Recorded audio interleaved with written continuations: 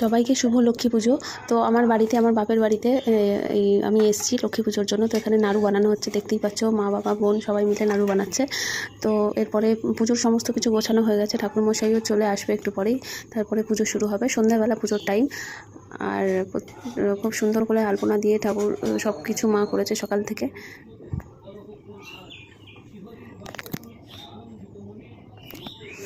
ঠাকুরমশাই পুজোয় বসে পড়েছেন, মা আর বোন উপোস ছিল, তাই ওরা অঞ্জলি দিল।